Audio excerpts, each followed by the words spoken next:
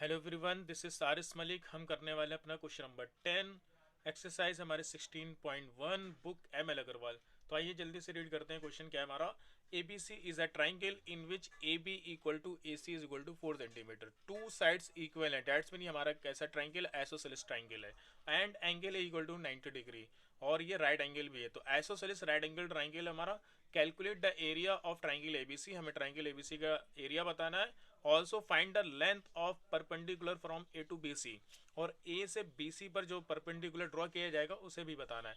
तो आइए स्टार्ट करते हैं। मैंने एक राइट एंगल ट्राइंगल ड्रॉ किया गया है और ए बी हमारी कितनी है, 4 सेंटीमीटर है।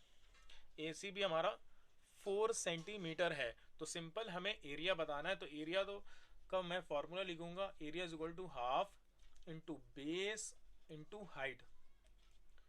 ये हो गया हमारा एरिया का फॉर्मूला। और हाफ बेस हमारा 4 हो गया एंड हाइट भी हमारी कितनी हो गई, 4 सेंटीमीटर हो गई। तो 2 1 ज़ा 2 एंड 2 2 ज़ा 4, डेट इज कितना आता है, 8 सेंटीमीटर स्क्वायर। ये हमारा एरिया ऑफ ट्राइंगल आ जाता है गिवन। अब नेक्स्ट क्या करना है हमें, नेक्स्ट बताना है कि from A to B C find the length of perpendicular from A to B C. A से अगर हम एक परपेंडिकुलर ड्रॉ करें बी सी पर तो उसकी लेंथ क्या होगी। अगर हम ए से एक परपेंडिकुलर ड्रॉ करें बी सी पर तो ये हमें बताना। फॉर एग्जांपल इसे मैं डी पॉइंट लिख ले रहा हूँ, तो ए डी बताना है हमें। तो आइए करते हैं। इसे हम कैसे करेंगे, मैंने कहा इसी ट्राइंगल में अगर मैं बी सी को बेस ले लूँ और ये बी सी पर हमारा हाइड हो जाएगा, ए डी क्या हो जाएगी, बेस बी सी पर हाइड हो जाएगी। तो मैं अगेन फिर से क्या कर लूँगा, फार्मूला यूज़ कर लूँगा एरिया ऑफ अ ट्राइंगल का। हमने area of triangle already find कर लिया, अगेन से मैं फार्मूला यूज़ कर लूँ और बी सी को बेस बना लूँ तो मुझे ए डी फाइंड आउट हो जाएगा। लेकिन बी सी मुझे नहीं पता है, तो बी सी फाइंड करने के लिए हम क्या करेंगे, पाइथागोरस थ्योरम यूज़ करेंगे। Hypotenuse square, base square and perpendicular square, इससे हमारा बी सी आ जाएगा। तो इससे पहले हम क्या करते हैं, पाइथागोरस थ्योरम यूज़ करते हैं। तो यूजिंग पाइथागोरस थ्योरम, तो पाइथागोरस थ्योरम हम करते हैं तो क्या हो जाएगा हमारा, बी सी स्क्वायर जो कि हमारा हाइपोटेन्यूज है, that is equal to A B square plus A C square. A B हमारा कितना है, 4 सेंटीमीटर, ए सी भी हमारा है 4 सेंटीमीटर। तो ये 4 स्क्वायर 16 हो गया, अगेन 4 स्क्वायर 16 हो गया, तो 16 प्लस 16 32 हो गया, that is B C square. तो बी सी इक्वल टू क्या हो जाएगा, मैं स्क्वायर रूट ले लूँगा बोथ साइड, तो स्क्वायर रूट ऑफ 32 हो जाएगा। और 32 को मैं लिख सकता हूँ 2 इंटू 16, क्योंकि 16 हमारा परफेक्ट स्क्वायर नंबर है, 16 का स्क्वायर रूट होता है 4। तो मुझे क्या मिलेगा, बी सी की वैल्यू कितनी मिलेगी मुझे,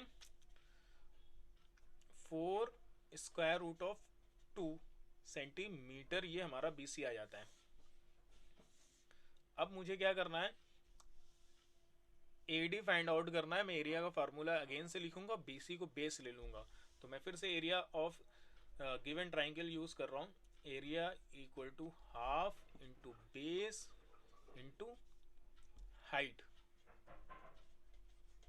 और इस बार मैं बेस ले लूंगा बी सी जो मैंने अभी रिसेंटली फाइंड किया है, 4 रूट 2 एंड हाइट मुझे बतानी है। और एरिया ऑफ ट्राइंगल हम ऑलरेडी फाइंड कर चुके हैं, 8 सेंटीमीटर स्क्वायर।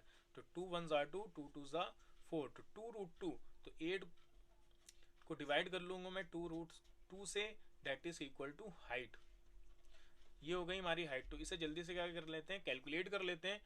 2 4 ज़ा 8, तो 4 अपॉन रूट 2 हो गया। रूट 2 को अगर हम 2 से रूट 2 को 4 को अगर हम रूट 2 से डिवाइड करें तो क्या मिलेगा हमें, 2 रूट 2 मिलेगा।